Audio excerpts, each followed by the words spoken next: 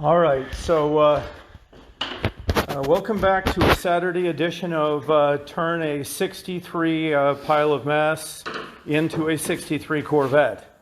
Although it doesn't look significantly different than it did last time, I would argue that it's actually quite a different car than it was last time. So here's what's just happened in the last hour.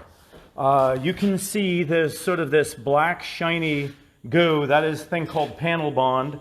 So, and yes, I know the line here is off, but it has to be because the line here is not as important as the line right there. And right now the hood fits beautifully against the cowl vent system. And in fact, the hood is almost lined up, I would argue, as good as anything from the factory and maybe already better. And in order to do that, we had to sacrifice about a half-inch shift here that we will build back onto this front end. So it's all been panel bonded back in place. The hood, which is just being fit, you can see the lines on the hood. That looks a whole lot like a 1963 Corvette hood is supposed to fit. You can see how really very tasty those lines are. I mean, it's basically a 3/16 inch line from end to end. So, so at this point, this is a glued together car, isn't it? Entirely. Yeah. Glass and glue, that's all it is. So at this point, every panel, well, actually, no, there's still the front valance panel. And hang on, I'm going to show you, Heath built this valance panel. Here it is, to pretty much the same thickness as a 1963 Corvette front valance panel. And you can see that that is the piece that will come in down here to sort of finish off the look. And that holds the marker lights. And it, of course, is the missing sections of the front fenders. So with that on it, which I would say probably, what, Monday?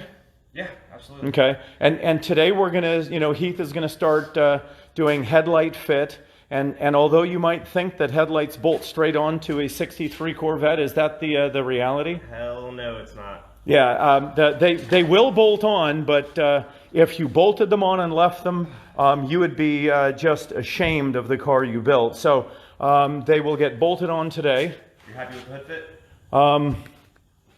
What do you think, folks? Should we be happy with that hood fit? Look at that. That's the line along the left, and there's a line on the front. Yes, I would say I'm very happy with the hood fit. So we ain't done yet. So at this point, we've got all the basic shapes on the front of the car the way we want. And the reason it's important to do all this very rapidly is you can see the panel bond is all very wet. I mean, we've just put it in. I picked up the camera just as soon as we had set it in place. And yes, I know it looks like Frankenstein with all these big screws in it. Of course, they will all come out. This fiberglass will be sanded down through all the paint. All of those holes will be fixed. All of that missing glass here will be added. And only then will we use any sort of a polyester filler to finish off the lines. So on a fiberglass car, it's very, very important that all of the structure is built out of fiberglass, and you don't ever try and build structure out of polyester.